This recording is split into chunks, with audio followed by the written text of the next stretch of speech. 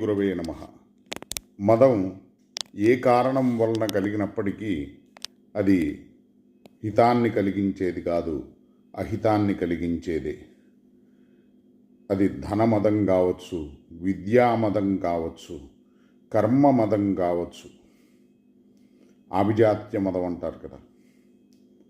మరి విద్యను అనుసరించి కూడా మదాన్ని పెంచుకుంటే ప్రమాదమే. ఎందుకంటే మదం అనేది రోగం దుఃఖాన్నే కలిగిస్తుంది కదా, ఆరోగ్యాన్ని చెడగొడుతుంది కదా. అట్లానే భగవద్ అనుగ్రహాన్ని దూరం చేసేది, భగవత్ కృపను మనం పొందకుండా అడ్డుకునేదే మదం.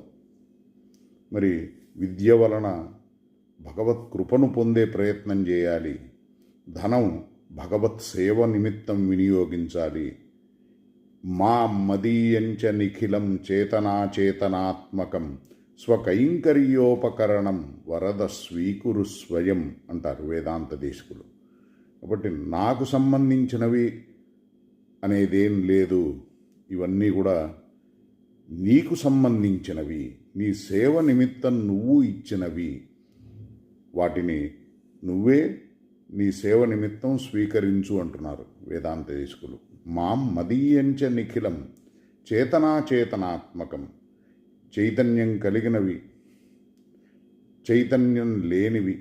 ఇప్పుడు వృక్షాలు కానీ లేకపోతే భూమి కానీ ఇవి కదలిక లేనివి. మరి మనుష్యులు, పశువులు కదలిక ఉన్నవి. కానీ అన్నీ కూడా నీ సేవ నిమిత్తం, నీ కైంకర్యం నిమిత్తం నువ్విచ్చినవే. అవి నీ సంతోషానికి నీవే వినియోగించుకోవాలి అని. మరి ఆ నేను నాది అనే భావం వలనే మనం ఎన్నో విధాలుగా ఇబ్బంది పడుతున్నాము, ఎంతో మదాన్ని పెంచుకుంటున్నాం.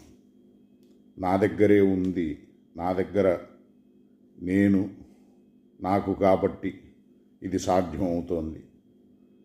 మరి ఈ అహంకారాన్ని భగవంతుడు ఇష్టపడతాడా? ఈ మదాన్ని భగవంతుడు ఉపేక్షిస్తాడా? ఈశ్వరస్యాప్యభిమాన ద్వేషిత్వాత్ దైన్యప్రియత్వాచ్చ అని చెప్తోంది నారద భక్తి సూత్రం. అంటే ఈశ్వరుడికి దైన్యం అంటే ప్రీతి, అభిమానం అంటే ద్వేషం. మరి ఆయన ద్వేషించేదాన్ని మనం ఇష్టపడితే మనల్ని ఆయన ద్వేషించాలే, ప్రేమించాలే? ఆయనకు నచ్చనిది మనకొద్దు. ఆ దైన్య భావం ఇష్టం, అభిమానం ఆయనకి చాలా బాధని